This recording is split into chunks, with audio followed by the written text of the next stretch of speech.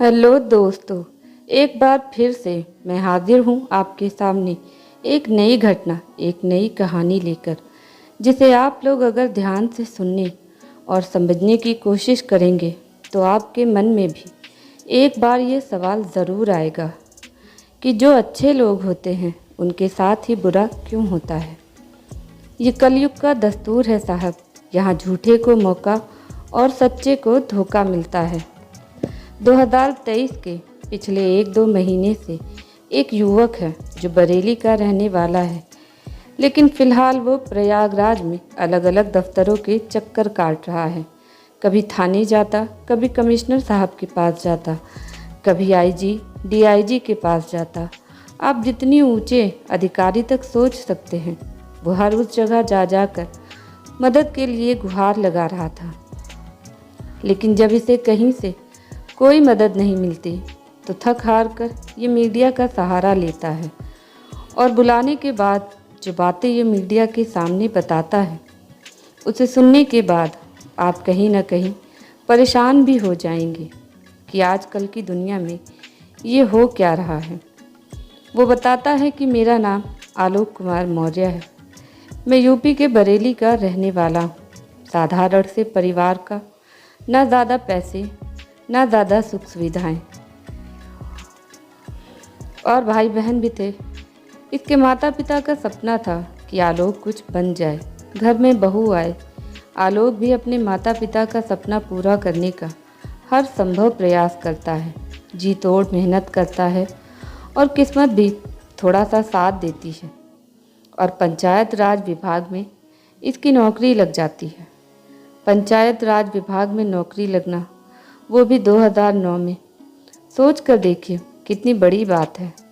वैसे भी ये बात जग जाहिर है कि हर दौर में सरकारी नौकरी का कितना महत्व रहा है हमेशा से। जब इसकी नौकरी लगती है पूरे परिवार में खुशी और उत्साह की लहर थी, सब जगह मिठाइयाँ बांटी जाती है। अब जब घर की हालत थोड़ा सुधरी तो परिवार वालों के मन में आलोक की शादी की बात आई। इसी सिलसिले में परिवार वाले अलग अलग कई रिश्ते देखते हैं। इन्हीं में एक लड़की थी ज्योति, जो आलोक को भी काफ़ी पसंद आ जाती है। उधर ज्योति के घर वाले भी बहुत खुश थे कि सरकारी नौकरी वाला दामाद मिल रहा है। शादी होती है, सभी खुश थे। बहू घर आकर अपनी जिम्मेदारी संभाल लेती है, और इसी तरह खुशियों में समय बीत रहा था। इसी बीच जो ज्योति होती है वो अपने पति आलोक से कहती है कि आप नौकरी करते हैं, मैं घर पर बैठी रहती हूँ, समय कटना मुश्किल हो जाता है, और समय की जो बर्बादी हो रही है वो अलग।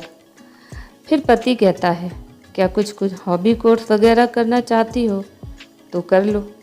तब पत्नी कहती है कि मेरा रुझान यूपीएससी वगैरह की तरफ बहुत है, अगर बड़ी ना सही छोटी पोस्ट भी मिल गई तो घर की हालत और सुधर जाएगी, आर्थिक रूप से थोड़ा और मजबूत हो जाएंगे हम लोग। जब पति अपनी पत्नी की बात सुनता है तो बहुत खुश हो जाता है कि पहले मैं कुछ बना और अब पत्नी का भी कुछ बनने का, करने का सपना है। पति कहता है, ठीक है, तुम पढ़ाई करो, मैं तुम्हारे साथ हूँ और पूरा सपोर्ट भी करूँगा तुम्हारा। घर वालों को भी जब पता चलता है तो वो लोग भी कहते हैं, ठीक है, तुम पढ़ाई करो, घर का काम करने की कोई ज़रूरत नहीं, सभी लोग सक्षम हैं, अपना काम खुद कर सकते हैं, तुम बस पढ़ाई में मन लगाओ और पढ़ लिख कर कुछ बन जाओ। इस पर ज्योति जो होती है वो कहती है, घर में पढ़ाई नहीं हो पाएगी, कहीं जाती हूँ, जाकर कोचिंग वगैरह कर लेती हूँ, शायद जल्दी नाम आ जाए। इसके बाद उसका पति ज्योति को लेकर प्रयागराज आ जाता है, जो पहले इलाहाबाद था। ये लोग इलाहाबाद पहुंचते हैं और अलग अलग कोचिंग के बारे में पता किया जाता है, और अंत में एक कोचिंग थी जिसका नाम था द काउंसिल कंट्री नाम की कोचिंग फाइनल की जाती है। ज्योति कहती है, मुझे इसमें पढ़ना है। पति कहता है, ठीक है। फिर जाता है, फीस वगैरह के बारे में पता करता है तो पता चलता है कि वहाँ की फ़ीस बहुत ज़्यादा थी। अब क्या करें, पत्नी का दिल भी नहीं तोड़ सकता। इसलिए वो अपने पिताजी से मदद मांगता है, भाइयों से कहता है, अपने आला अधिकारियों से मांगता है मदद। इस तरह पैसे जमा करके अपनी पत्नी को कोचिंग करने के लिए भेजता है। इधर पत्नी 2011 से पढ़ाई कर रही थी इलाहाबाद में, और पति दिन रात बरेली में अपने काम में व्यस्त था। काफ़ी कर्ज भी था, लेकिन दिल में एक उम्मीद भी थी कि पत्नी कुछ बन गई तो सारी मेहनत जो की है वो सफल हो जाएगी।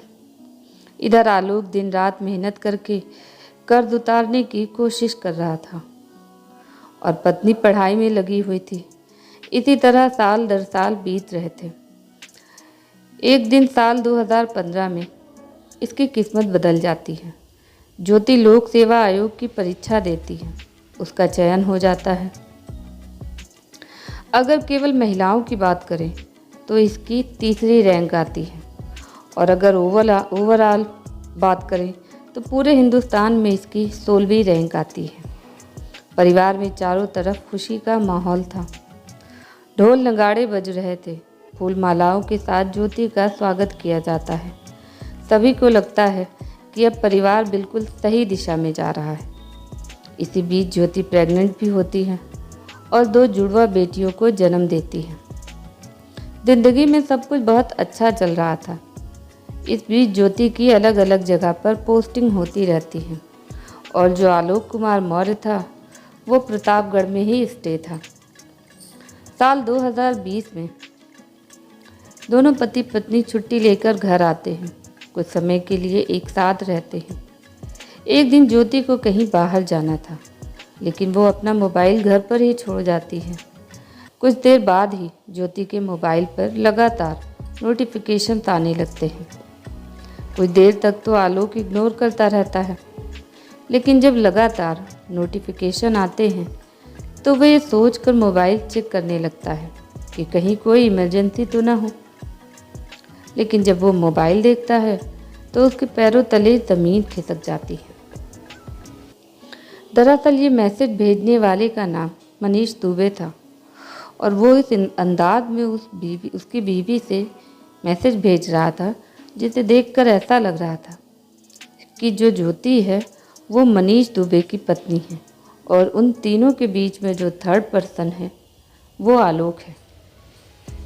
अपनी पत्नी का इस तरह किसी गैर से बात करना और ऐसे संदेश देखना, ऐसा लगा जैसे आलोक के शरीर से सारा खून ही सूख गया। वो उन दोनों के सारे चैट पढ़ता है, उनके स्क्रीनशॉट लेता है और उसको अपने मोबाइल में सेव कर लेता है, और फिर अपनी पत्नी ज्योति के आने का इंतज़ार करने लगता है। जब ज्योति घर आती है तब आलोक उससे पूछता है और वो साफ तौर पर इनकार कर देती है। साथ ही उसे छोटी नौकरी करने का ताना भी देती है। आलोक बात को बिना बढ़ाए बात वहीं पर ख़त्म कर देता है, लेकिन अब उसके मन में शक घर कर चुका था। इसलिए अब वो ज्योति पर नज़र रखने लगता है और छानबीन करने लगता है, जिससे साफ तौर पर पता चल जाता है कि ज्योति का मनीष दुबे के साथ अवैध संबंध है। आलोक एक बार फिर से ज्योति से पूछता है। इस बार ज्योति उस पर भड़क जाती है और कहती है, तुम्हें जो लगता है लगे, मैं इसमें कुछ नहीं कर सकती। और इसी बात को लेकर दोनों में लड़ाई झगड़े लगातार बढ़ रहे थे। इसके साथ ही आलोक खोजबीन भी कर रहा था। इसी बीच आलोक के हाथ एक डायरी लगती है जिसमें सारा लेखा जोखा होता है कि कब किसने कितना घूस मैंने लिया और किस थाने या चौकी में कितनी रकम दी गई। जब ये सब आलोक देखता है तो वो अपना सर पकड़ लेता है। अब क्या करे? पत्नी पर शक तो पहले से था, अब घूसखोरी का सबूत भी उसके हाथ में था।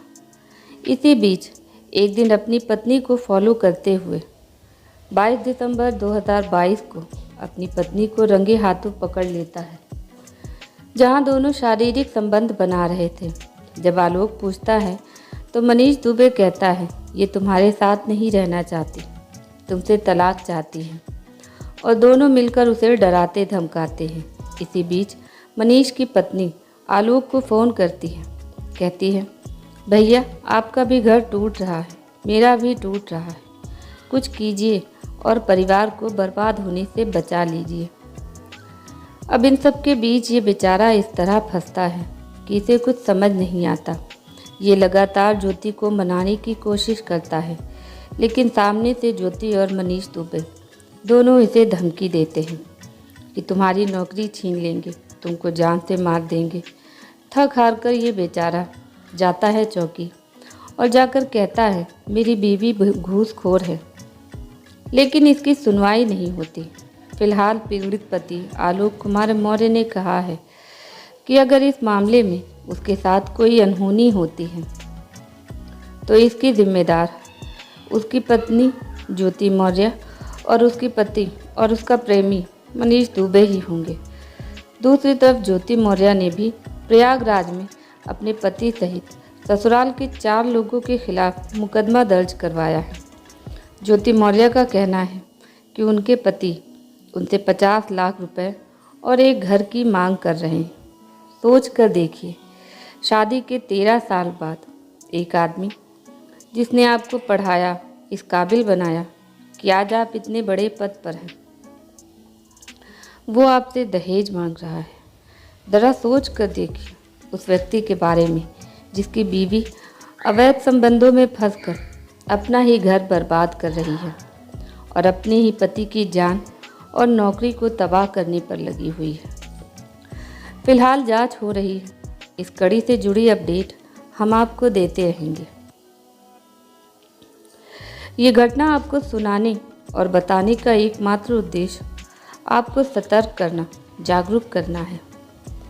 अगर आप पहली बार चैनल पर आए हैं तो प्लीज़ चैनल को सब्सक्राइब ज़रूर कर लें, ताकि इस चैनल पर आने वाली इसी तरह की बहुत सी घटनाओं की नोटिफिकेशन आपको मिल सके, जिनसे आपको सतर्क और सावधान रहने की ज़रूरत है। Thanks for watching.